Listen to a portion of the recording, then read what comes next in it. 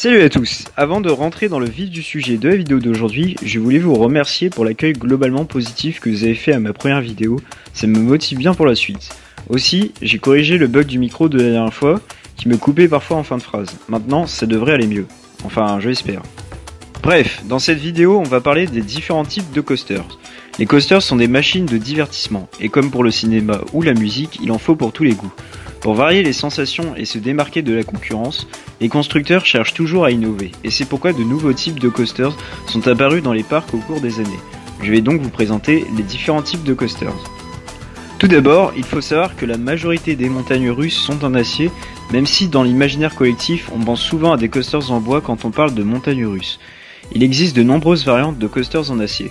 Alors on a les classiques évidemment, les montagnes russes dites assises ou les riders, comprenez les passagers, sont installés assis sur des sièges dans un train sans particularité. Ça va du kiddie coasters, les montagnes russes pour enfants, ou du family coaster, les montagnes russes familiales comme Pegasus Express par exemple, aux grands coasters comme les Hyper BM, construits par Bolliger et Mabillard, d'où le nom, des coasters sans inversion qui basent leurs sensations sur la hauteur, la puissance et bien sûr Laser Times. Mais il existe aussi des montagnes russes assises dont le but est de contenir un maximum d'inversion. On parle de looper.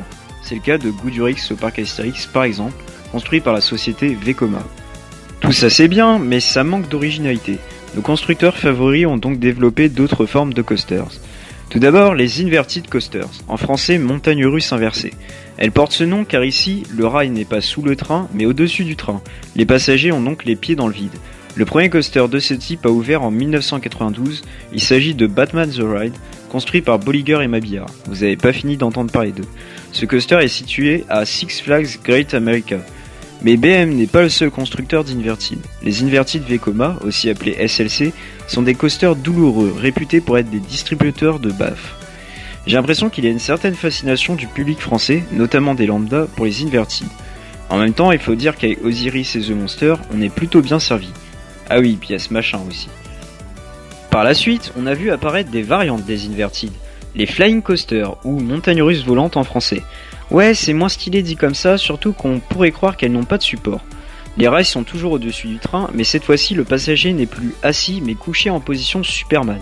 Personnellement, bien que n'en ayant jamais ridé, je trouve ce type de coaster plutôt impressionnant. Parmi les constructeurs de flying, on retrouve Vekoma, BM, mais aussi Zamperla qui propose des coasters compacts, proches des modèles forains, mais qui ont une assez mauvaise réputation. Enfin, dernière variante des Inverted, les montagnes russes suspendues, ou Suspended Coaster.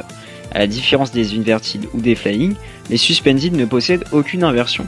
En effet, ici le véhicule est conçu de manière à effectuer un mouvement de balancier, ce qui donne des sensations plutôt originales. Mais l'invention des Suspended est en fait antérieure à celle des Inverted.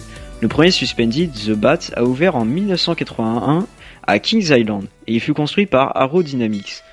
Mais il n'était pas tout à fait au point et il a dû fermer 3 ans plus tard. Bref, passons rapidement en revue quelques autres types de coasters en acier. Les floorless coasters, le train est dépourvu de fond et les passagers peuvent donc voir directement les rails juste sous leurs pieds. Les dive coasters, montagnes russes plongeantes, dans ces coasters, la drop est inclinée à 90 degrés et le train marque un arrêt juste avant de chuter pour faire monter le stress. Les stand-up coasters, ici les passagers ne sont pas assis mais debout, un type de coaster très rare mais qui a l'air assez fun. Les wing coasters, les sièges sont situés à gauche et à droite du rail, le train a donc une forme rappelant celle d'un avion. Il existe une variante, les montagnes russes 4 dimensions, où les sièges peuvent effectuer des rotations sur eux-mêmes. Les spinning coasters, ou montagnes russes tournoyantes. Le véhicule est conçu pour effectuer des rotations sur lui-même. Petite astuce, si vous voulez beaucoup tourner, répartissez les poids de manière déséquilibrée dans le wagon. Enfin, les montagnes russes bobsleigh. Le layout de ces coasters ressemble à une piste de bobsleigh, le train glisse le long d'une sorte de gouttière. Voilà pour ce qui est des montagnes russes en acier. Bien sûr, il en existe encore d'autres types, mais je ne peux pas tous les citer. Mais bien avant l'invention des coasters en acier, il existait déjà des montagnes russes en bois, ou wooden coaster en langage coaster fan. Cependant, les wooden ne sont pas uniquement des vestiges du passé. Le bois fut utilisé à l'époque à cause des contraintes techniques, mais aujourd'hui il est utilisé pour son côté impressionnant. D'une part avec l'imposante montagne de support des wooden coasters, mais surtout d'autre part avec les effets de tremblement et le bruit du bois qui craque. Je vous rassure, la structure de ces coasters est parfaitement solide et les tremblements sont recherchés par les constructeurs afin d'impressionner le public. Cependant, les Wooden ont tendance à mal vieillir et à beaucoup vibrer au bout d'un certain nombre d'années. Certaines gloires d'antan sont ainsi devenues très inconfortables avec le temps. C'est le cas de Tonnerre de Zeus au parc Astérix. Pour cette raison, certains vieux Wooden sont sujets à des retracking, des rénovations pour faire simple.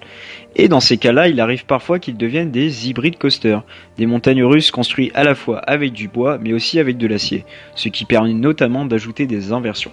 Et le champion dans ce domaine n'est autre que Rocky Mountain Construction, ou plus couramment appelé RMC, un constructeur américain réputé pour ses coasters très impressionnants. Un retracking par RMC a d'ailleurs lieu sur l'ancien Robin Hood à Walibi Holland, qui va devenir Huntemed, un hybride coaster qui promet du lourd à en croire les quelques photos de ce dernier. Vous l'aurez compris, les constructeurs ne cessent d'innover pour nous proposer de nouvelles sensations. Et qui sait ce qui nous attend dans le futur ? En tout cas, c'est tout pour cette vidéo. Si vous l'avez appréciée, n'hésitez pas à mettre un like et à la partager. Abonnez-vous et sur ce, je vous dis à bientôt.